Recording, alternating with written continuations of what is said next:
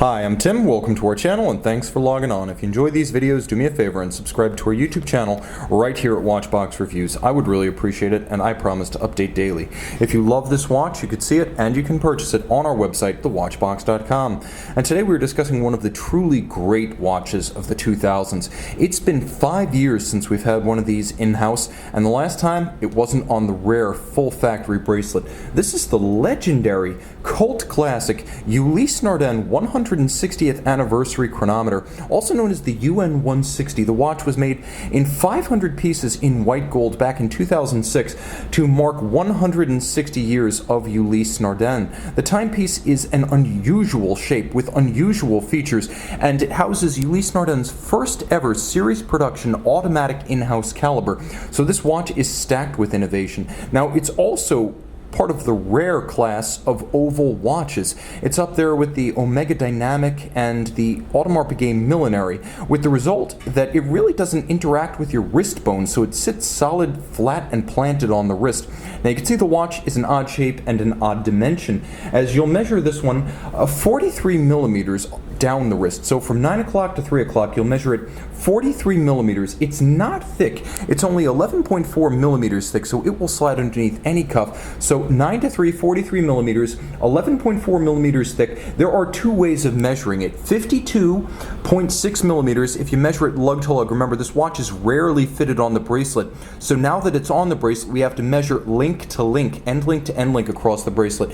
And that is a considerably meatier 58.3 millimeters. So the watch, at first glance, would seem unwearable on my 16 centimeter circumference wrist, but I'm actually going to opine that it's easier to wear the watch on the bracelet than on the stiff strap that fights you and flares. So while this is an enormous watch of unspeakable mass on the full white gold bracelet, nevertheless, I can still recommend it for a wrist as small as 15 centimeters circumference as equipped, and this is the better way to wear it on a small wrist with the bracelet.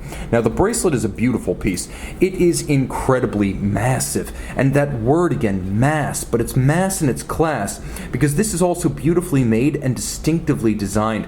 Like everything else about this watch, it's anything but generic. You can see there's staggered link alignment, staggered link finish, but then you also have angular polished inner faces between the satin finished primary links of the center. There's double screw fixing, so the removable links are double fixed by screws, and then you can see on the underside there's just enough daylight to vent the wrist on a hot day, with Ulysse Nardin being smart and rolling the interface between the links so they won't pinch skin or pull hair. It's a double deployant clasp, and as you can see, the clasp itself is massive. Double Ulysse Nardin anchors. The company wants you to remember that it made itself famous in the 19th and early 20th century for its marine chronometers, and this is a chronometer. You know, because it starts with the same bolt-fixed flanking number plate as the company's original deck clocks or marine chronometers. It's also COSC certified, and that's putting it lightly. We'll talk about the innovations inside of this watch in a moment. Just rest assured, it makes its COSC numbers quite easily. The lugs are distinctive with a fluted outboard profile. They're all of high polish, and they're stepped out dramatically from the case band.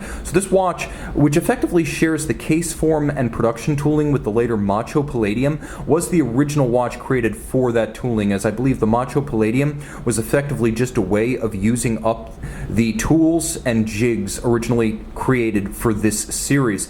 Now, the watch features a rose gold engraved plate on the flank, so no corners cut or pennies pinched here. You can also see that before there was the AP code 1159, this idea of dihedral dials and dihedral crystals was alive and well. You can see that the crystal and the bezel itself actually flare up and out from the center to the edges, and you can also see that the case back itself is cambered or arced. It has a top down sort of arc like a suspension bridge, so it forms itself to your wrist. Now, you'll also note that the watch is extremely unconventional in dial layout, and let me see if I can get just a little bit more light, because you really need to be able to talk in detail about these refinements. You have quite a few bolt-fixed components. As you can see, the sub-seconds down at 6 o'clock, it does feature hacking seconds. The chronometer attestation and the note 1846 to 2006. You will also note that there is a white gold Ulysse Nardin hand engraved marquee up at 12 o'clock, as well as Côte de Genève just beneath, encompassing both the logo as well as the double-digit date, which, by the way, has a bidirectional quickset. The hands are white gold. The individual sub-registers and placards fixed to the dial are of white gold. The numerals are of white gold, and you can see they actually expand and contract to flow around the features of the dial. The dial base itself is a lovely matte blue metallic, and you can see true fired blue screws are used to fix these components to the dial. So you've got the hacking seconds, you've got the bidirectional quickset system, you have broadsword hands that are fully loomed. We're going to screw down the crown because it is a screw down crown, 50 meters water resistant, by the way. We're going to turn the watch over and we're going to talk about the Ulysse Nardin caliber 160. I'm also going to do my best to get a little bit closer and show it to advantage. 52 jewels with a lovely ceramic bearing, cross-hatched pattern, and lacquered white gold rotor. You can see that it features a free sprung balance with a full balance bridge for shock resistance, which you can just barely see. You can see the skeletonized teeth of one wheel, but there is a dual Ulysse escapement, exactly as you'd find on the Freak, with the silicon in-house crafted escape wheels and the direct impulse architecture that makes this a double direct impulse escapement. It is very sophisticated. UN went all out for its first in-house automatic caliber. So you have the full balance bridge, the free sprung index, you have the unlubricated double direct impulse silicon escapement, you have 52 jewels, you have 5 position adjustment, COSC chronometer certification, ceramic rotor bearings, and also a handsome finish with circular Côte de Genève across the bridges, engine-turned perlage on the base plate. You have fire-blued, not chemically dyed, but fire-blued screws. You have the cross-hatching on the rotor, as well as a satin-finished boundary surrounding it.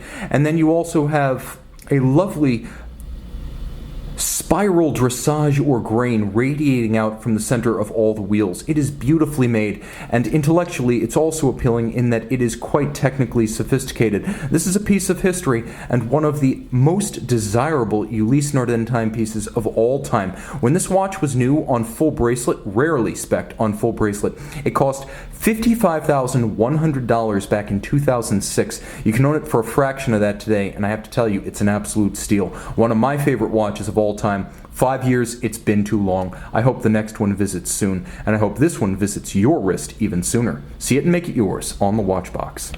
The UN 160 chronometer by night. The luminescent indices are actually fixed to the interior face of the bezel.